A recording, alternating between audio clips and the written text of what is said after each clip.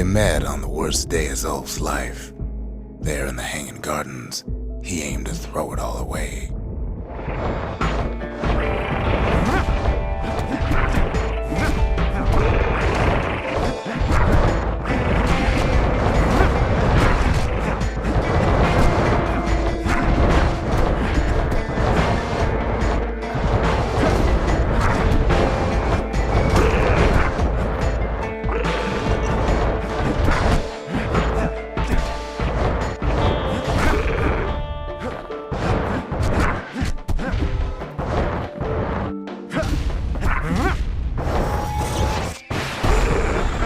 It wasn't the first time Zulf had nothing to lose. He was born to a simple Ura couple who didn't last long before plague took him.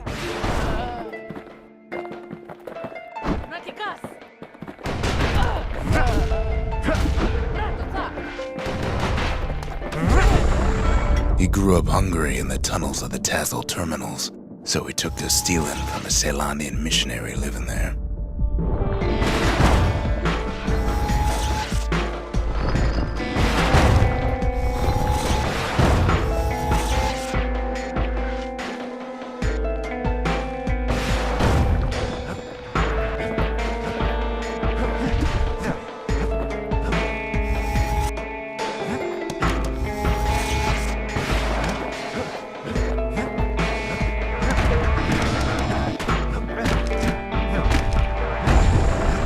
He once got sloppy with his thieving hands.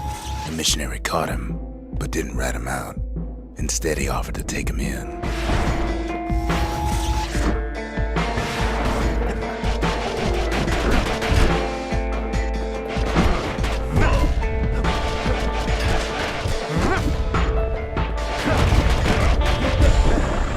That missionary raised Zulf like a gentleman, like it was his own son. Taught him theology, history, and mercy.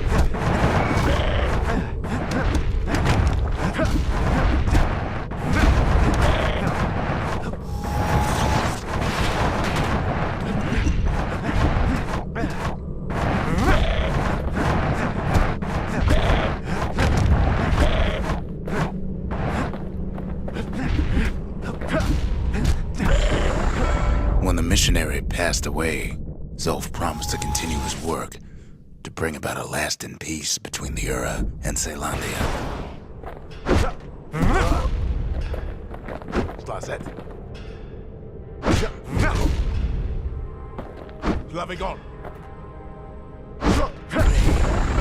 Zulf started teaching the missionaries wisdom to any Ura who would listen, and listen they did.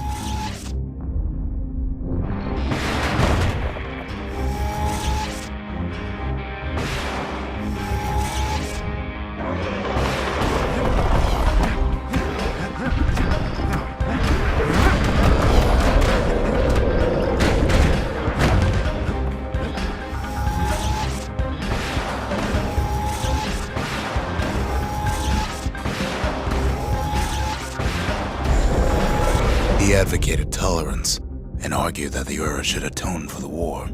He believed the city had much to teach his people.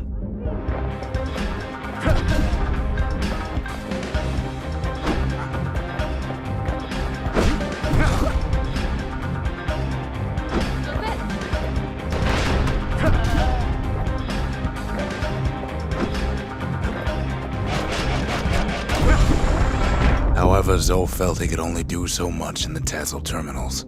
He needed Ceylandia to know the Ura had changed.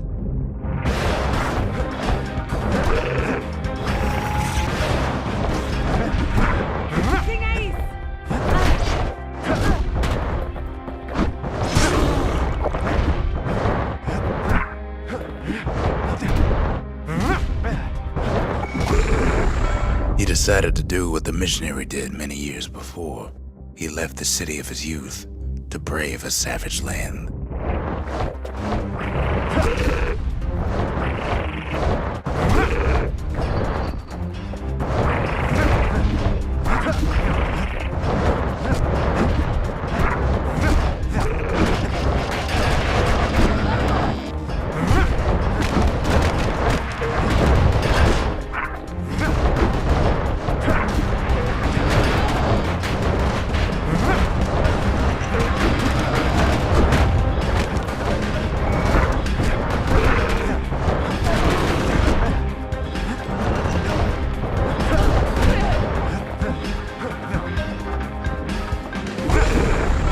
The journey was hard, but he knew how to fend for himself.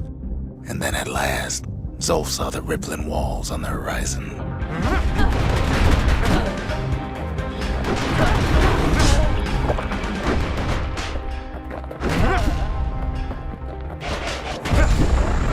He endeared himself to city folk straight away, and in turn he fell in love with the city and its people. One in particular.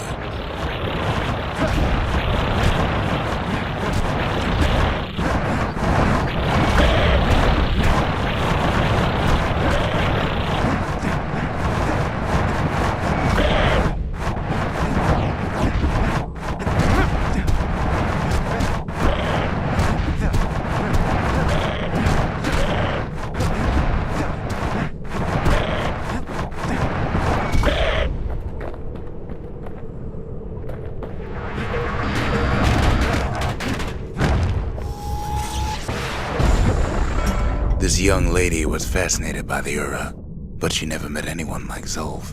She told him she knew all the city's best-kept secrets.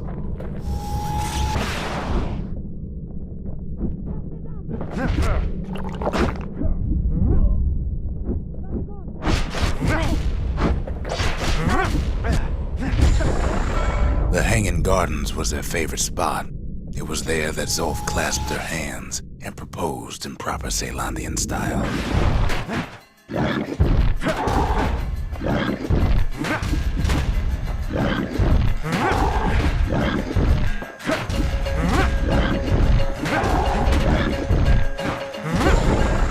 He celebrated with his friends long into the night. Joy and revelry like he'd never seen. Too bad he couldn't remember it all.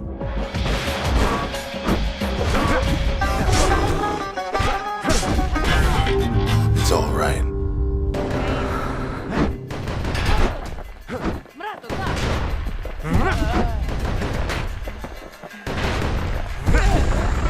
He woke up alone underground inside the Ura Ceylandian War Memorial, built like an Ura den. But something was wrong.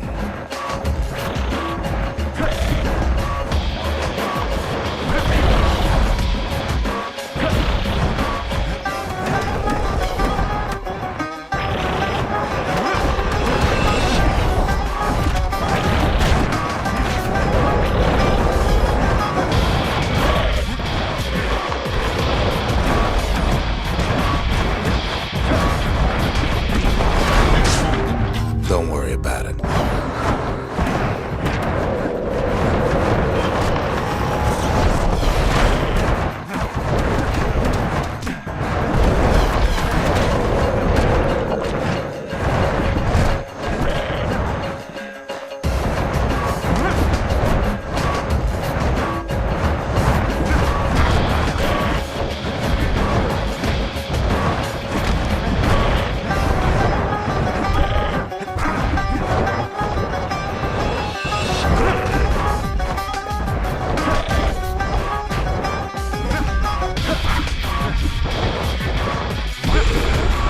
He emerged from that hole in the ground into a waking nightmare. Everything that wasn't gone was twisted upside down.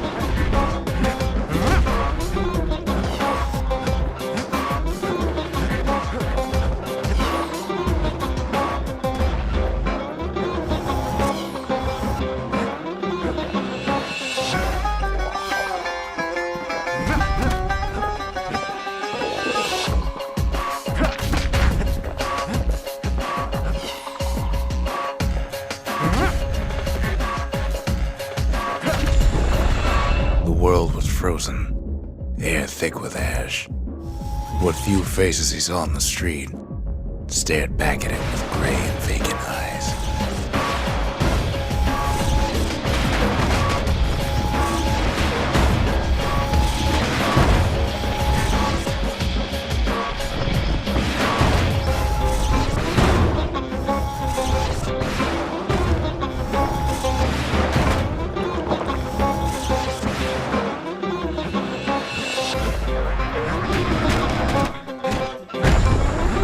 He found his wife to be asleep inside her home, but when he reached out to her, she joined with all the ashes in the sky.